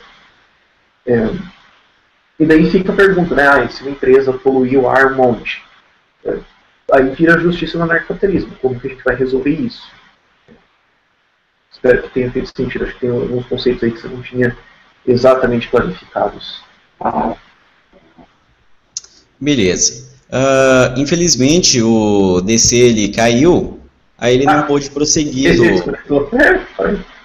Não. Tudo bem. O importante é a resposta para a pessoa que está assistindo. Né? Pessoa que está assistindo. Se infelizmente o participante ele caiu, aí ele vai ter que entrar na fila de novo. De qualquer forma, o próximo participante vai ser o Roger. Não se esqueça de curtir, compartilhar nas suas redes sociais. Se inscreve aqui no canal do Rafael. Se inscreve no canal Debate Ancap. Beleza? E o próximo participante é o Roger. Só que o Roger ele me avisou que está sem microfone. Eu vou colocar então 8 minutos para ele e eu vou fazer as perguntas no lugar dele. Beleza? Vamos lá, 8 minutos. Ele fez aqui uma pergunta. O que você acha das pessoas votarem no menos pior? É um argumento válido? Não, eu tenho um vídeo, na verdade, pronto, já programado para ser lançado amanhã sobre isso. Então, está respondido já. Mas eu estou numa posição, eu sinto duas posições. A do Milton Friedman, que ele falava, eu aceito um corte de imposto a qualquer momento, de qualquer imposto, de qualquer valor, por qualquer motivo. Se é um corte, eu aceito. Não quer dizer que eu estou aceitando o resto que ficou, eu não aceito ele também. Mas se você chegar para mim, eu falo no vídeo, né? Se alguém falasse para mim, olha, cara, vamos para amanhã, a gente vai reduzir todo o Estado, mas vai ficar o judiciário. Você aceita? Eu ia aceitar. Quer dizer que eu aceitei que o judiciário exista? Não, quer dizer que eu aceitei que tudo aquele resto que vai embora. O resto, amanhã que sobrou, né, digamos assim, nesse caso do judiciário, eu vou estar amanhã xingando os caras falando que tem que sair porque eu mando socialista também. Agora, daí vem a posição do Rothbard, que ele falava, eu aceito qualquer coisa desde que moral e reduz o tamanho do governo. Então, assim, pensa custo marginal. O custo de você votar é baixíssimo, até porque você é obrigado a fazer isso, né? O custo de você não votar e depois tentar tirar o passaporte é um saco. Então, mais fácil é votar. O custo é muito pequeno. E ele tem um resultado muito pequeno, mas quando a gente pensa, eu não estou pensando na atuação, estou pensando em promulgar essa ideia como uma ação para várias pessoas. E quando várias pessoas fazem isso, a gente pode acabar com uma situação menos pior. O que é menos pior? Pode não ser bom, mas é menos pior. É difícil alguém reter a posição de que o Aécio seria pior do que a Dilma. Porque, aparentemente, a maioria não, mas uma boa parte da população achou que o contrário, né? Mas é difícil racionalmente, não emocionalmente, você reter a posição de que o Aécio não seria menos pior que a Dilma. Seria menos pior que a Dilma. Quer dizer que ao votar nele, e eu votei nele, eu aceitei que não, não sei o que porra nenhuma. Eu só fiz o que é mais racional para mim, aí objetivo. Eu só fiz o que é mais racional para mim, que me beneficia, não sendo agressivo. Porque se eu não votasse, se eu não votasse, se eu não precisasse de votar, a eleição vai ser cancelada? Não, ela vai continuar acontecendo. É a mesma coisa assim, você tem um emprego público. Se você se abster do emprego público, ele vai deixar de existir? Não, vai entrar outro cara. Então eu faço o que é racionalmente melhor para você e pega emprego. O imposto não vai ser devolvido para as pessoas se você falar, não, eu não quero esse cara. Então, se você vota por um menos pior, eu acho que faz sentido sim. Você está fazendo o que é racional para você, que melhora a situação sua. E se todo mundo pensar dessa maneira, a gente vai ter uma progressão para baixo. Quer dizer que a gente está aceitando o resto do Estado que sobrou? Não, quer dizer que porra nenhuma, isso quer dizer que porra nenhuma viado. Mas quer dizer que a gente está progredindo numa direção melhor. Parece que tem algumas pessoas que elas defendem a posição que você só deve aceitar a extinção imediata absoluta do Estado. Qualquer outra posição você não deveria aceitar. Aí fica meio estranho. É uma posição estranha de argumentar, assim, em que você fala, não, então se a Dilma é ruim, então me dá o Pol Pot logo, porque se é para ter estatista, vamos ter, sabe? Não funciona. Beleza. Esse é um motivo de muita discussão que acontece nos grupos. Outra pergunta que o Roger postou, ele ainda tem tempo, o que você acha do Partido Novo? Eu acho que é menos pior. Eu acho que é o menos pior que é o mais menos pior que agora. Faz sentido? Alguém está confiando? Inclusive eu tenho a camiseta deles, eu fui no evento deles, vi a apresentação do partido deles toda. E é a coisa menos pior que está aparecendo agora. É um bando de minarquista meio envergonhado. Eles não querem falar de drogas ou de amor, eles simplesmente não querem falar disso porque vai dar treta. Mas eles são a melhor proposta que tem agora. Eles têm lá os seus defeitos, alguns filosóficos, mas se tivesse assim, se alguém falasse, ó, vota aí que eles vão ser presidentes. Tá bom. Se a opção for entre eles e qualquer outra coisa que tem no espectro político hoje, vamos lá. Beleza. E uma última pergunta que o Roger postou.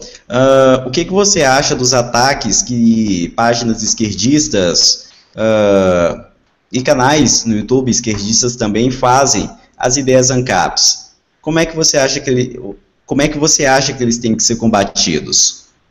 Não, eu acho bom pra caralho. Eu queria que tivesse umas 3 vezes mais desses canais, porque é um marketing grátis. Os caras estão literalmente dedicando o tempo deles pra falar da gente. É ótimo isso. Teve um palhaço que fez um vídeo em que ele passa... O primeiro vídeo dele é chato pra caralho. E ele passa 3 minutos explicando o que é anarcocapitalismo pra depois responder. Quer dizer, depois desses 3 minutos todo mundo foi embora. Quer dizer, o cara fez propaganda e 70% do público dele até esse ponto já foi embora. Quer dizer, ajudou, fez falta, chamou atenção, deu marketing, por mim tinha mais. Especialmente quando é aquele ataque burro. Nossa, isso é melhor, porque daí faz você parecer ainda mais inteligente que você é. Daí quando o teu oponente é um retardado, a tua posição parece melhor. Acaba sendo aquelas coisas de comunicação. E se a gente defende nossa posição, porque a gente acredita que está certo. Então a gente acredita que eles não vão refutar a gente. Então eu não vejo como uma ameaça, eu vejo como propaganda. É bom. Especialmente se você parar para pensar, o maior puxador das manifestações foi o besta do presidente da CUT, que foi lá e fez um discurso falando que vai ter exército na rua dos esquerdas se tiver um golpe. Puta que puta puxada para as manifestações. Ele ajudou muito. O jumento do tipo Santa Cruz ajuda bastante a gente. Ele faz a posição deles parecer retardada. E enquanto não aparecer algum cara assim super carismático do lado deles, o que eu imagino que não vai acontecer nunca, eu acho engraçado, eu acho até bom. Por mim, não tinha que aparecer um canal de, sei lá, 500 mil de inscritos da esquerda criticando o meu canal, puta merda, eu vou ganhar muita view. Beleza. Com isso aqui nós encerramos a participação do Roger, que postou as perguntas. Inclusive, que ajudou a promover esse debate de hoje, beleza? Vamos agora aqui o próximo participante, pela minha lista aqui na fila, é o Ramon. E aí, Ramon, boa noite. Olá. Boa noite Pedro. Gostei mais. Rafael. Boa noite. Ramon, antes de você fazer a tua participação, me diz uma coisa aí. Você divulgou esse hangout lá no Zoeira ANCAP? Sim, fui eu mesmo. Obrigado então, Ramon. Por causa desse favor, você vai ganhar 1 minuto a mais do que os outros. Você vai ter 9 minutos. Obrigado. Beleza, pode falar, Ramon. Rafael, você acha que é mais fácil um país liberal, um país mais rico, assim, com menos Estado, se tornar anarcocapitalista, ou um país com um Estado, assim, fudido, que nem o do Brasil? Eu não faço a menor ideia. Não, é isso a minha resposta, eu não faço a menor ideia, não tenho como ser uma mãe de nada nesse aspecto, porque várias revoluções enormes saíram do último lugar que você esperaria criando ideias, assim, não tem como saber. Porra, hoje a China é um lugar, bom, claro, tem 1 bilhão de pessoas, né, mas é um lugar que mais lê Mises, que mais lê escola austríaca. O último lugar que você esperaria no mundo, depois da Coreia do Norte, assim, da Venezuela, eles estão dando Mises pra caralho. Talvez os caras aqui, o tempo, falem, peraí, então, o Partido Comunista resolveu virar o Partido Austríaco e aboliu o Estado completamente. Sei lá, isso não é possível. Não tem como saber de onde que vai sair, assim. Eu acho que é um tipo de previsão política, assim, que entra para usar uma expressão meio forte, uma prepotência intelectual meio grande. Você fala, não, vai vir de tal lugar. Pô, como é que você sabe? Mas você tem alguma aposta, assim, aquele país? Talvez, assim, em uma. Não. Eu não, é porque é um fenômeno social extremamente complexo. Tem bilhões de pessoas. É o problema do cálculo econômico. Não tem como você calcular de onde que vai sair isso. Pode ser que algum país vai fazer uma coisinha gradual assim, e uma China tá tipo, pá, pronto, né? Sei lá, não sei. É uma coisa. É o mesmo tipo de resposta que eu dou quando alguém me fala assim, pô, mas a natureza humana nunca ia conseguir ser anarcocapitalista porque todo mundo é mau. Pô, cara, como é que você sabe isso? Como é que você sabe isso sobre a estrutura humana, assim? Cadê o estudo de psicologia? Uma afirmação muito categórica, assim, você tem. Pô, qual que é o teu raciocínio por trás disso, sabe? Então, outra pergunta. Resposta um pouco desapontadora, eu sei. Você acha que, assim, eu não sei se você vai saber, mas se um país, digamos, sei lá, qualquer país, ele virar anarquista, você acha que seria mais fácil ele servir de exemplo para o resto do mundo virar também anarcocapitalista? Eu acho que. Aí eu tô brincando de ser bandido mesmo, né? Mas eu acho que seria. Eu acho que ele seria um puta de um farol, porque de repente as pessoas iam pensar, pô, peraí. Quer dizer que eu posso ir pra lá e nunca mais pagar imposto? Opa. E uma galera, um monte de empresa ia pra lá, não, a nossa base é lá onde não tem país. Não, mas isso não é reconhecido legalmente. Foda-se. Eu acho que, sei lá, eu imaginei que seria uma explosão desse tamanho, porque as pessoas iam pensar, pô, peraí, quer dizer que eu posso ir pra lá e ninguém vai me encher o saco. Opa, sabe? Mas é impossível prever o que vai acontecer. Esse tipo de engenharia social é muito difícil, assim, especular. Tá bom, era só isso mesmo. Parabéns pelo seu trabalho. Desculpa, acho que talvez as respostas foram um pouco desapontadoras. Milhões. Mas obrigado. Beleza, Ramon. O Ramon ganhou 1 minuto a mais do que os outros, mas encerrou a participação em menos de 4 minutos. Acontece. Ele pode receber o nome Bitcoin? Beleza. Não se esqueça de curtir o vídeo, compartilhar, se inscreve no canal. Tem um canal do Rafael. Se você não participa do grupo Debate ANCAP, eu vou deixar aqui na descrição, para você, se você quiser conversar com outros ANCAPs também. Beleza? Na nossa lista aqui, o próximo a participar é o Walter. O Walter, boa noite. Walter? Vamos lá, 5 segundos para o Walter. Boa noite. Boa noite. Boa noite, Walter. 8 minutos para você perguntar. Pode perguntar. O que me chamou a atenção no seu canal é que, apesar de você ser anarcocapitalista, você não é tão extremista, tão radical, que acaba chamando a atenção de quem não é anarcocapitalista, de quem nunca ouviu falar do assunto. E você citou também sobre a gente protestar mesmo sendo libertário.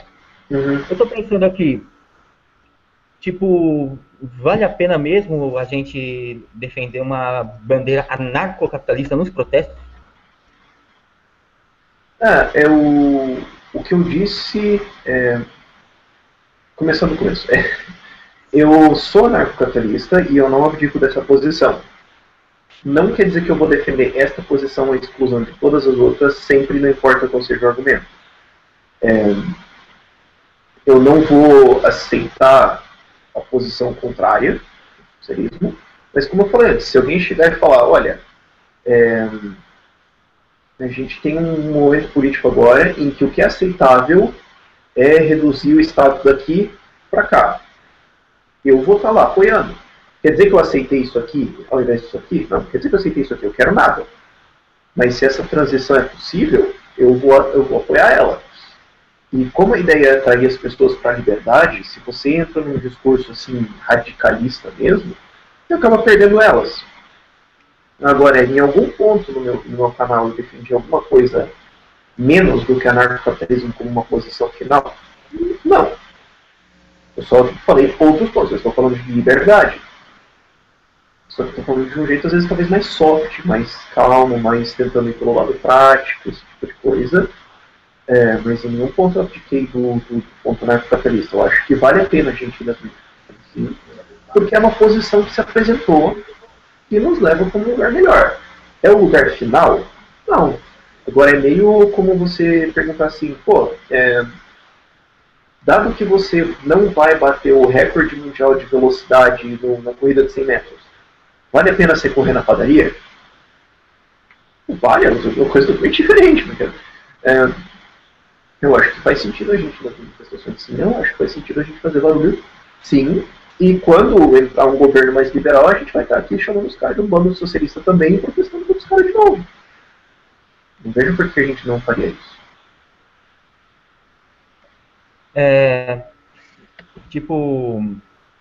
Eu também acharia legal um monte de gente lá aparecendo, mostrando que a gente existe, pelo menos.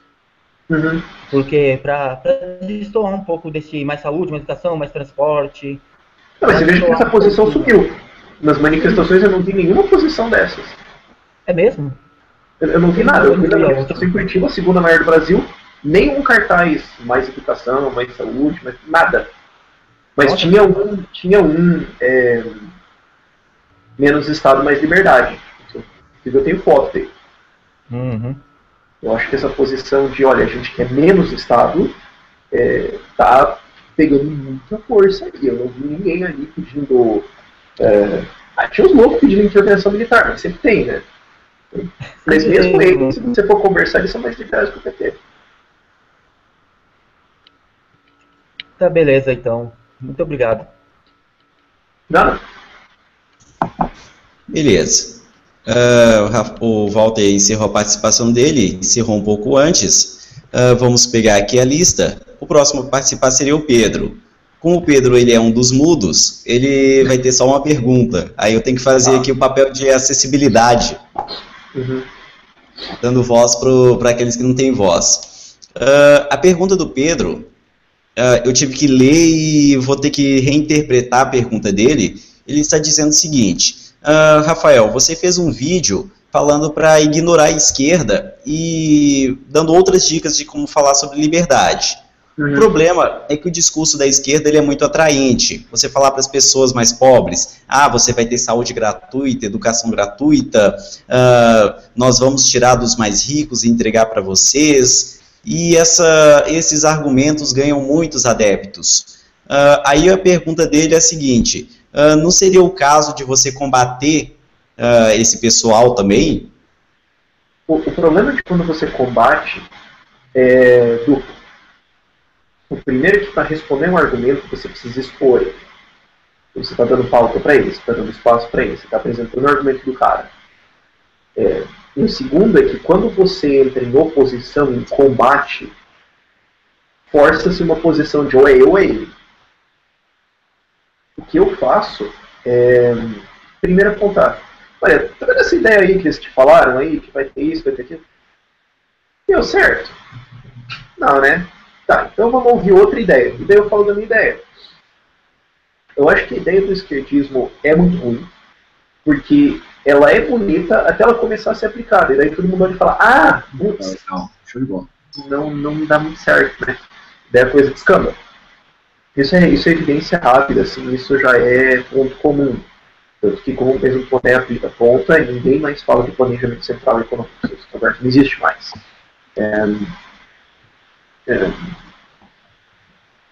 O que eu acho que conquista, o que acaba conquistando essas pessoas é o fato que não existe posição do contrário. E eu estou aqui para falar de posição do contrário. Então, ó, sabe? Então, o cara falou que a saúde ia ser de graça. Vai lá no SUS, presta? Não, então me ouve. Então, ó, você já se tocou que, primeiro, saúde é uma merda que o governo tenta fazer. Segundo, se fosse iniciativa privada, seria melhor. Terceiro, é claro que tem um monte de imposto, regulamento, burocratização lá. Quarto, poderia ser melhor se tivesse iniciativa privada que vai inovando. Daí o cara fala, não tinha todas essas ideias aí, pô, peraí. Então, essa é a minha posição que eu tomo. Como eu falei antes numa outra pergunta, é bom que tem esses canais aí rebatendo a gente, porque eles estão dando plataforma pra gente, eles estão dando exposição pra gente, estão produzindo a discussão. É bom que tenha um monarca lá falando merda sobre a Grécia, porque daí eu puxei um monte de visualização de inscrito por causa do vídeo dele. É bom que tenha esses caras, eles estão falando merda, mas tem um monte de gente falando merda. E o que acontece é que eles acabam dando espaço pra gente. Se a gente entra em confronto, a gente força um conflito, em que um lado certo, a percepção das pessoas é que um lado tá certo e um lado tá errado. Quando você só entra apresentando uma ideia, a pessoa pensa, e eu vejo isso nos meus comentários, alguém falando, pô, eu concordei com isso, e isso aqui eu não gostei. Sendo que se eu colocasse um confronto, o cara podia falar, mas eu não gostei desses dois, então eu acho que ele está errado. Daí você muda a percepção das pessoas, você faz uma coisa de comunicação. Assim.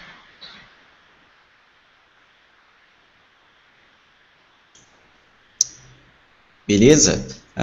Essa era a pergunta. O próximo da lista seria o Matheus, só que o Matheus caiu. Depois dele seria o Glaucio, também caiu. O próximo participar é a Miranda. A Miranda vai postar uma pergunta. E eu, mais uma vez, vou fazer o papel aqui da acessibilidade. A Miranda perguntou a respeito do transhumanismo. Para você que não está familiarizado, o transhumanismo, ele diz que o avanço da humanidade ele está na ciência.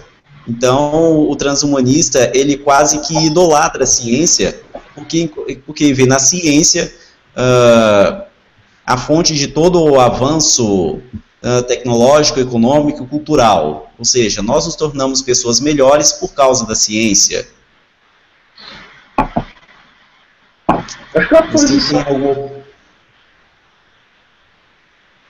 Você tem alguma opinião sobre esse? Acho que é uma posição perigosa de você defender. Você pode defender uma posição por dois motivos.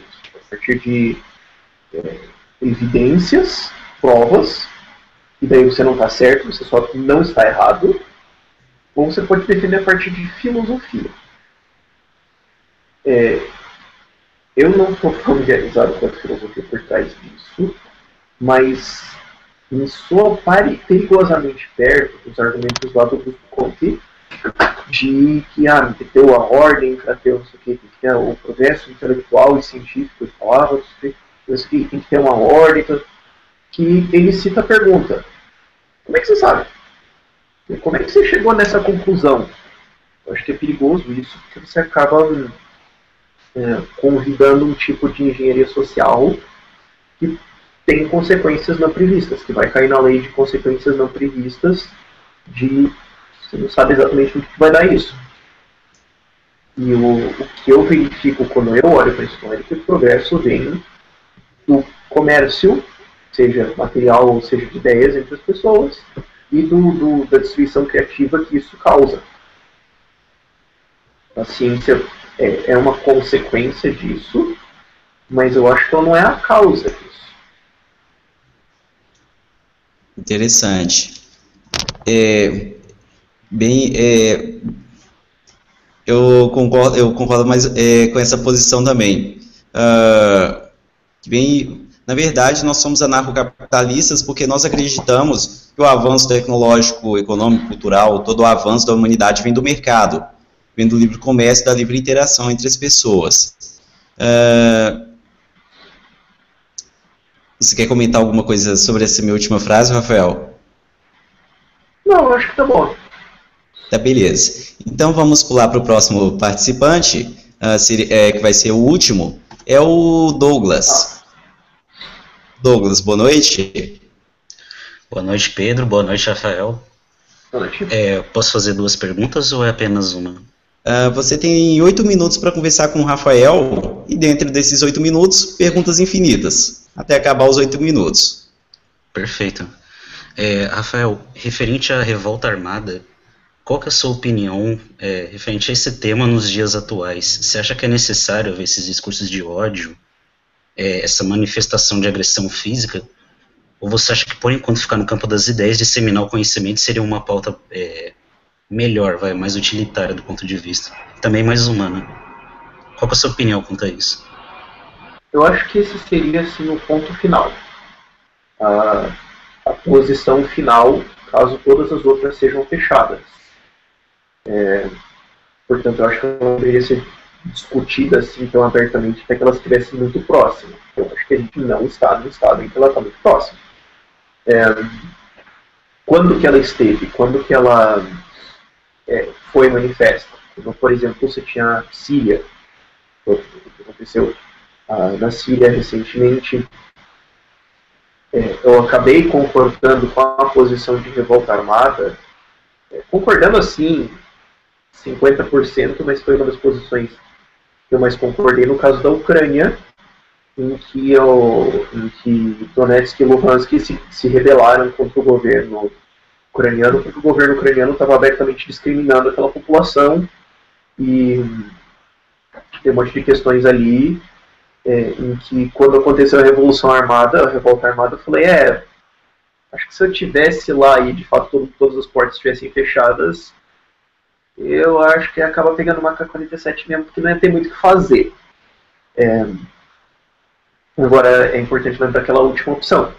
Eu acho que não é uma coisa que a gente deveria estar discutindo no cenário brasileiro hoje, mas é importante manter a última opção aberta. Ela está lá por um motivo.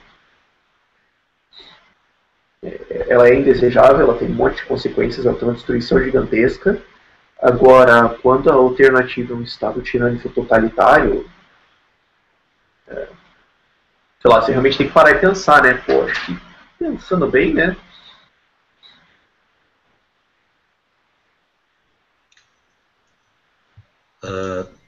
De certa forma, até concordo com você. De fato, em uma tirania, inclusive até mesmo os contratualistas mais antigos defendiam essa pauta. De fato, como a situação está, tipo, nas últimas você tem que se manifestar fisicamente, não tem como só ficar no campo das ideias. Um outro ponto que eu estava querendo conversar com você é referente a alguns vídeos seus que realmente são excelentes. Outros têm um cunho mais simples, que também eu vejo que você quer disseminar o conhecimento e trazer pessoas, me perdoe a palavra, ignorantes, que não têm conhecimento sobre o liberalismo e libertarismo. Arrisca, né? A rigor ignora, não conhece. Exato. Eu gostaria de saber a sua opinião, se você pretende trabalhar os seus vídeos iniciais que você faz agora, qual que seria o seu plano, ou se você tem interesse de trabalhar eles futuramente, para poder explicar de uma forma mais profunda. Por exemplo, por que o Estado ele não é necessário, por que imposto é roubo, no caso, na concepção, explicar benefícios mais detalhados do mercado, do livre mercado, tanto eticamente quanto economicamente. Qual que é a sua opinião quanto a isso? Não, eu definitivamente tenho esse intuito, definitivamente é uma coisa que está na agenda, mas não para os próximos 3 meses. Eu tô usando muito mais agora essas pautas agora que estão acontecendo para atrair um público, para crescer um público e para disseminar as ideias liberais. Quando eu tiver mais uma base, especialmente uma base financeira, como eu estava falando no começo do vídeo, esses são os tipos de vídeos que demandam uma pesquisa, um investimento de tempo mesmo muito maior. E daí eu acabo tendo que alocar recursos. Quer dizer, o que é melhor do ponto de vista assim que eu estou agora? Fazer um vídeo longo e profundo, mas um pouco mais chato, para um público de 10 mil, ou fazer um vídeo para tentar aumentar o público? Sim, eu quero fazer um fatos e dados sobre o Brasil, mas esse é o tipo de vídeo que um fatos e dados sobre a situação econômica agora do Brasil ia ser 20 horas de pesquisa e elaboração, isso é pesado. Em termos de, assim, trabalho, eu tenho que trabalhar. Então, eu preciso ter uma renda que me permite alocar essas horas e o tempo de pesquisa e organizar isso tudo e fazer, que é um pouco mais complexo, especialmente quando você começa a entrar na história, porque daí você olha e fala, o quão profundo eu realmente quero ir?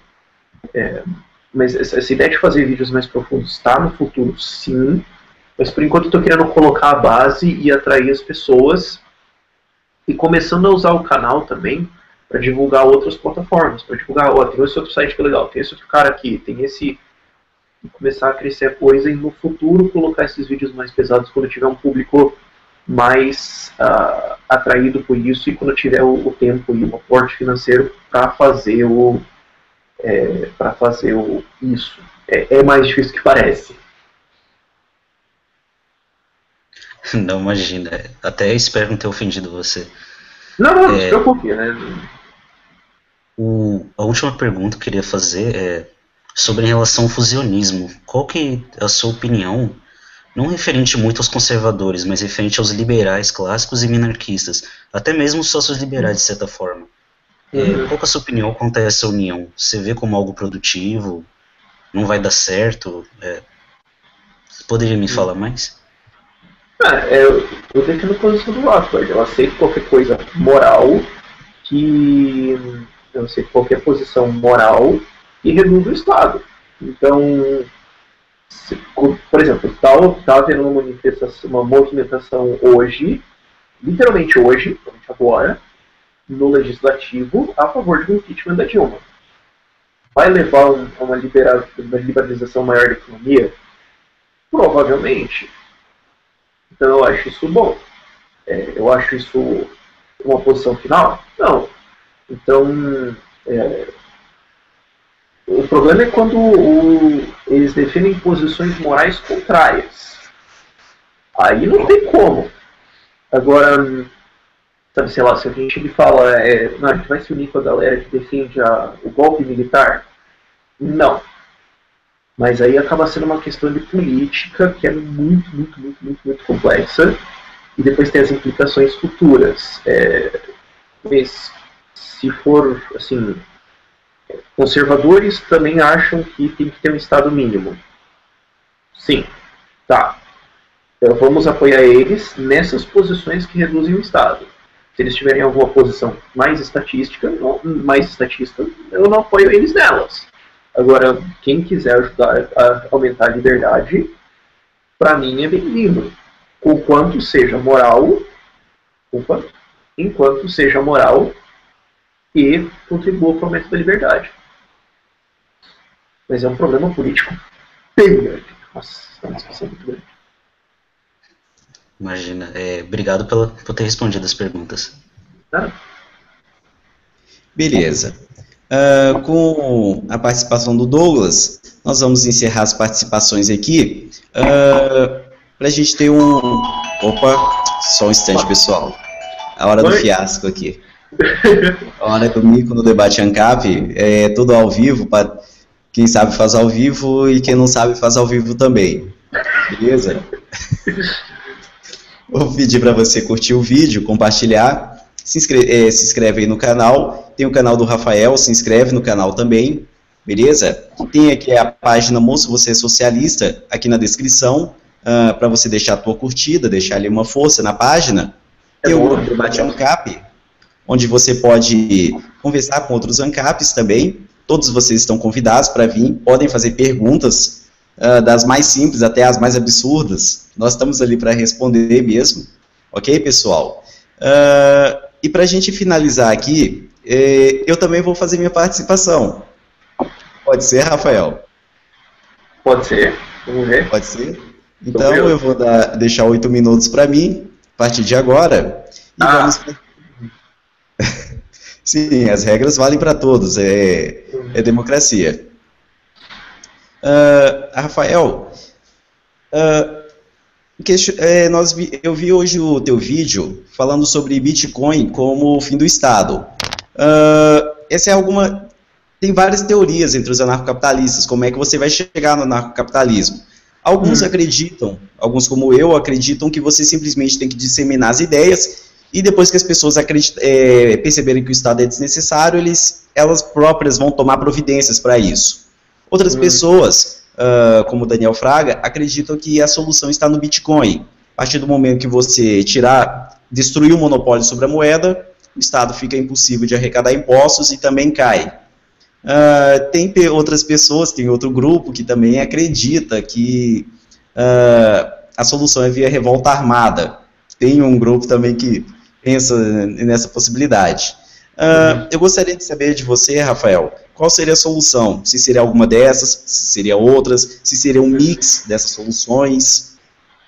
Eu vou com um mix, porque, como eu falo, assim, é uma dinâmica social muito complexa para você tentar ver exatamente qual seria. E enquanto eu não sei, eu tenho todas.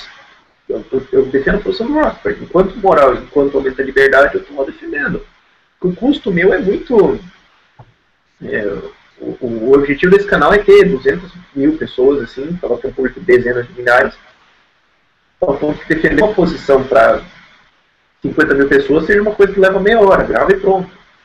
Então é um custo baixíssimo, se você for para pensar. Eu acho que o campo de ideias pode ser o fim. Eu acho que o campo da Bitcoin, não necessariamente da Bitcoin, porque ela tem as fraquezas dela, especialmente o sistema de tracking e algumas outras coisas, mas a ideia de uma moeda digital, a ideia de, gente, vamos usar tipo, outra moeda e foda-se essa, sabe? E daí a gente pode fazer isso aqui, eles não podem fazer nada, é uma ideia genial. E podem aparecer outras ideias. Tem todas essas manobras políticas que servem para reduzir o Estado. Vai levar o anarcapitalismo final? Não, mas tudo. Então, eu não sei exatamente qual delas vai ser, mas eu estou apoiando todas, eu acho que todas deveriam ser usadas. Eu acho que porque você acredita em uma, não quer dizer que as outras deveriam ser descartadas, assim. Eu acho que às vezes as pessoas tentam passar muito tempo decidindo qual é a melhor, ao invés de colocar esse tempo em jogar isso em alguma dessas ideias e ver elas indo para frente. Porque não tem como você prever como as coisas vão interagir lá na frente. É muito, muito difícil. Ok. Uma outra pergunta, só para título de curiosidade, algumas pessoas devem estar pensando em fazer essa pergunta. O que você acha sobre a monarquia? Se a gente, vamos ser mais específicos, se você pegar ali os países mais bem classificados no ranking de liberdade econômica, você vai perceber que a maioria esmagadora desses países são monarquias. Então, a monarquia seria uma forma de se chegar em uma sociedade mais livre, na sua opinião? Esse argumento, eu confesso que eu não li totalmente no livro do Hoppe, que ele fala sobre isso. Está na minha lista de vergonhas que eu preciso fazer e que eu preciso ler, que eu faço vergonha por não ter lido esse livro ainda. Mas é importante lembrar que esses países mais livres, eles são monarquias, mas eles são monarquias onde o rei é efetivamente uma decoração na sala. Ele não tem poderes verdadeiros, assim. Elas são também parlamentaristas, em que você tem um parlamento, tendem a gastar mais, mas tendem a passar por crises políticas muito mais facilmente, e com a Grécia, por exemplo, o primeiro-ministro anunciou, está tudo bem, não aconteceu, isso acontece, a gente faz outra eleição, acabou. E me parece que o sistema, de novo, eu preciso estudar muito mais parlamentarismo para falar isso direito, mas a impressão que eu tenho por enquanto é que ele é mais maleável, ele permite mudanças mais rápidas. A questão é para qual direção. Mas quando a gente tem um sistema no Brasil, Câmara dos Deputados, Senado e presidente que pode vetar, para acontecer alguma coisa é muito difícil. Então a estagnação no sistema é muito grande. Agora, quando você olha a reforma que aconteceu na Nova Zelândia nos anos 80, foi 4, 5 deputados lá dentro, vai alinhando, tal, força das votações, passou, acabou. Não tem nem... agora, quando você tem aqui, você tem uma estagnação gigantesca. Tem que passar no Legislativo, aí tem que passar pro Senado, aí volta, aí vai, volta, aí o presidente veta, aí desce, porra, não tem... É muito difícil fazer uma reforma. Várias pessoas estão me perguntando essas coisas da monarquia, é uma questão que eu tenho que estudar muito bem antes de fazer uns vídeos mais sérios, assim, falando sobre isso. Eu não me arrisco a falar desse tema agora, porque seria, assim, mais uma passagem por cima do tema, tipo, bem casualzinha, e vários outros canais estão fazendo isso muito melhor que eu. Então, eu acho que é uma daquelas posições que é melhor eu não sair assim, fazendo um argumento pesado disso por enquanto. Mas uma das grandes questões é também que é monarquia. Porque se você olhar também, efetivamente a Coreia do Norte é uma monarquia.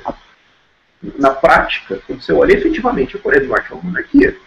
Quando você olha na prática, a União da mas a Rússia soviética era uma monarquia. E, efetivamente, a China hoje é mais ou menos uma monarquia. Você tem monarquias que vão ser monarquias que estão erradas. Como que vai funcionar isso aí? E aquilo que eu observei também, a maioria das monarquias hoje, no top 20, top 30, top 50 mais livres, a maioria dos países ali são monarquias, sim. Agora são monarquias em que o rei ou a rainha é uma caneta na sala que serve para dar tchauzinho e ser bonitinho. A Inglaterra é um ótimo exemplo disso. A a rainha da Inglaterra oficialmente é a chefe de cabeça, chefe de Estado do Canadá. E daí? Totalmente ignorada. Beleza. E a última pergunta, meu tempo ele está aqui quase acabando, a respeito de quem seriam hoje os libertários, anarcocapitalistas que você admira e que você recomendaria para as pessoas, assim, dê uma olhada no trabalho dessas pessoas. Eu, por exemplo, recomendaria o trabalho do Hélio Beltrão, Daniel Fraga no YouTube. Você próprio falou do Molinot, que foi quem te introduziu no libertarianismo e anarcocapitalismo. Quais pessoas que você recomendaria para os nossos telespectadores? Eu vou abrir com o meu ídolo intergaláctico, que é o Jeffrey Tucker. Porque ele consegue falar isso muito bem. Ele pega as coisas do cotidiano. Ele fala, tipo, nos Estados Unidos, você já percebeu que o teu chuveiro é uma bosta? Que só tipo, te molha, você não toma banho? É porque tem uns caras que querem economizar água, sendo que na verdade a água de chuveiro é 0,003 do consumo de água nacional. E resolveram, isso é uma merda, tá vendo como o Estado funciona? Então ele faz umas coisas assim. E ele tem um jeito de falar muito bom. Ele fala sobre capitalismo, tem uma palestra que é Capitalismo é Amor. E que ele fala muito bem, Jeffrey Tucker, as pessoas estão comentando Jeffrey Tucker. O cara da gravata borboleta. E ele consegue falar isso muito bem, muito calmamente, ele fala isso muito apaixonado, assim, muito bom. O Stefan Molinot tem um canal cheio de conteúdo de altíssima qualidade. O cara tem 8 horas de uma palestra inteira de Ayn Rand. Puta merda, meu. Se você vê aquela palestra inteira, você não precisa ler o livro, assim, a não ser que você queira ser um acadêmico ou realmente debater. Você quer saber Ayn Rand, veja aqueles 4 partes que ele tem da Ayn Rand, tá bom, nossa. Puta aula de objetivismo. No Brasil, o Hélio Beltrão tem feito muito trabalho indireto, que não é ele fazendo, né? Ele fazendo, ele está financiando, está organizando, é empreendedor, ótimo. O Bruno Garchabin, se bem que eu não tenho essa informação, na verdade, seria ele de fato um anarcocapitalista. Mas o cara escreveu um livro aqui, inclusive. Pô, esse livro aqui vai afetar dezenas de milhares de pessoas. E frequentemente tem pessoas que elas ajudam a ideia do libertarianismo sem ser libertárias. Por exemplo, o canal do Otário. Eu não sei quem ele é, não sei a posição dele, mas o cara fez uma puta divulgação de liberdade, uma crítica muito grande. O cara saiu criticando a CLT para dezenas de milhares de pessoas, de um jeito assim, prático e fácil de entender. Então, pô, eu não sei se o anarcocapitalista, imagino que não é. Eu acho que ele é mais assim, anarquista, pelo que eu vejo. Mas ajudou. E aí no Brasil, o Daniel Fraga, eu não sei, eu não conheço ele pessoalmente, nunca conversei com ele. Mentira, eu troquei com ele 3 mensagens pelo YouTube, tá? E eu já comentei 2 coisas no canal dele, ele comentou 3 ou 4 no meu canal. Foi isso, a nossa comunicação. Mas ele está mais apagado, sim, recentemente. E ele tem uma coisa de ser visto um pouco de uma maneira caricata, assim, não é tão didático. Agora, outro também que merece uma puta menção de honra é o Spotniks. Porra, os caras conseguiram fazer o João Willis divulgar um artigo deles, meu. Nossa! João Willis fazendo propaganda do Spotniks. Quando eu vi isso, o meu cérebro bugou, assim, por uma meia hora. Foi ótimo. E eles estão fazendo um ótimo trabalho de divulgar as ideias, de colocar de um jeito legal e de botar isso para as pessoas. Teve deputado citando o Spotniks assim, em discurso no plenário. Porra, não sei se acho que é Rodrigo o nome dele, não sei se ele é anarcocapitalista, acho que é mais anarquista também. Mas também é uma figura muito potente, está fazendo um puta estrago, nossa. Cara, precisa ser lembrado, assim. Beleza. Com isso aí, encerramos a minha participação. Encerramos aqui o Hangout com o Rafael, que não foi um Hangout, foi uma aula, Rafael. E te deixar ali para fazer uns comentários. O que você achou, quais foram as suas impressões. Teve alguns momentos que foram mais tranquilos, teve outros que foram mais tensos. Teve alguns momentos que o pessoal começou a postar aqui no chat, treta, treta, treta, treta. Eu não sei, eu não tô vendo. Se eu vi, se me trava. Tem alguns comentários que apareceu aqui que você vê que eu... sim. Principalmente quando envolve ética ou esses assuntos, aí a treta começa mesmo. Mas quando a gente fala sobre o mercado, aí o assunto fica um pouco mais tranquilo. Eu acho que pelo menos nesse ponto todos nós concordamos. Eu acho que sim, espero que sim, né? Só que se a gente começar a falar, sei lá, vamos começar a falar de venda de órgãos, que daí já fechou o pau, né? Mas é fácil, não, se for vender seu bebê, pronto, tretou já. Não, eu queria agradecer o convite de vocês, todo mundo aí, 10h45 de uma sexta-feira aqui debatendo anarcocapitalismo. Muita prova do que está acontecendo. Fico feliz de ver isso tudo acontecendo. Obrigado pelo convite, obrigado por todo mundo que está aí, todo mundo que está assistindo aí, ou agora ou depois, por ver um vídeo de 1h45 sobre isso. Acho muito legal. E vai ter gente que pensa fantástico. Eu fico feliz de ver o liberalismo crescendo agora. E um dos vídeos que eu quero fazer, mas eu já adianto aqui para vocês, porque a gente tem que começar a falar de liberdade mesmo, e a gente tem que começar a falar, eu puxo muito o estilo, não, mas eu deveria puxar mais, né, eu acho que admiro muito, o estilo do Jeffrey Tucker, de falar sobre liberdade, porque você vê que ele é realmente apaixonado pela coisa, que ele realmente gosta daquilo, ele realmente acha que aquilo seria maravilhoso.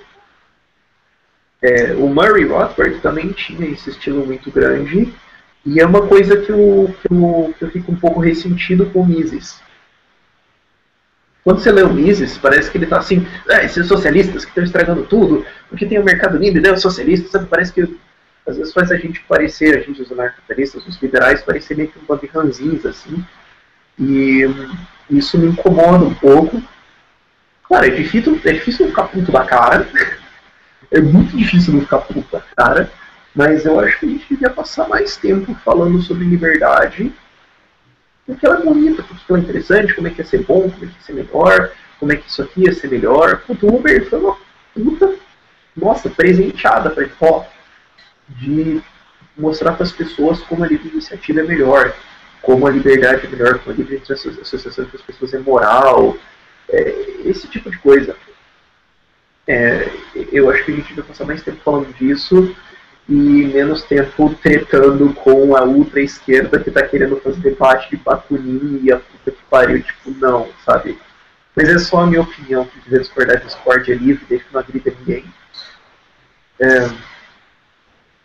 A opinião que, pelo menos a posição que a gente tem tomado, né, tem uma vez, agora até mesmo entre os ANCAPs existem vertentes, é que o livre mercado ele é irrefutável. Por mais que você tente argumentar contra o livre mercado, ou você vai esbarrar em vários mecanismos de controle do próprio livre mercado, ou simplesmente você vai esbarrar no argumento coringa. A opção estatal sempre vai ser pior. Ainda que você encontre um erro no livre mercado, sim, a opção estatal vai ser pior, muito pior. Então, não tem como fugir disso aí. E, inclusive, até a própria esquerda começou agora a falar, defendendo o livre mercado, socialista morena. Pois é. Não, os caras, eu falo isso. A gente sempre subestima eles. A gente sempre superestima eles. Quando a gente está debatendo com a esquerda, a gente acha que eles sabem do que eles estão falando. Mas eles não fazem, assim, sequer começo de menor ideia do que é liberalismo. Eu tive um debate com um professor. Ele foi candidato pelo PSOL a deputado estadual, se não me engano, ele é totalmente louco, assim, e ele quis dar uma aula em psicologia e educação de estado de bem-estar versus o neoliberalismo. E conforme ele foi falando, eu percebi que ele realmente não tinha, honesta, a menor ideia do que ele estava falando. Assim. Então, é engraçado ver eles falando assim, socialista morena, falando tipo, ops, puta, ela falou coisa liberal, né? Ops, ela não sabe, não sabem o que é liberdade. Eu acho que a gente devia parecer um pouco mais apaixonado sobre isso, assim. Eu queria aproveitar para divulgar para vocês um site que é o Liberty.me. Liberty.me é uma rede social, é um site, e é uma cidade do Jeffrey Tucker, que é um projeto sobre anarcocapitalismo, sobre uma sociedade livre, sobre viver pacificamente e trocas livres com as pessoas. É um site, você tem que pagar para entrar, claro, mas é muito bom, e você vê uma imensa quantidade de pessoas de todo o mundo mostrando as experiências libertárias deles, as experiências de educar crianças, de fazer uma feira, de um emprego, de a visão deles no negócio do Chile. É um negócio assim apaixonante de ver, e eu acho que a gente vê, mas desse lado é muito importante a gente ter esse debate assim, mas focar mais no lado de por que o anarcocapitalismo é tão bonito, por que ele é tão legal, assim. Isso é uma coisa que eu não transmito nos meus vídeos. Às vezes eu olho e falo, putz, mas às vezes eu acho que parece uma ranzinha na internet, né? Bosta. Mas eu acho que a gente devia transmitir isso mais, assim, e como eu falei, o Uber, o WhatsApp, porra, é um puta presente, assim, pra gente dizer, olha como isso é bonito, olha como isso é melhor, olha como a sociedade seria melhor, olha como a gente seria mais feliz, olha como, pô, a beleza que é você ser livre, sabe? É isso, eu saio uma tangente aqui que eu já não sei mais onde eu tô. Acontece de vez em quando. É bom que no vídeo eu posso editar e depois ver o vídeo e falar, peraí, o que eu tô falando? Não, volta, liga também. Mas agora não dá. Com certeza.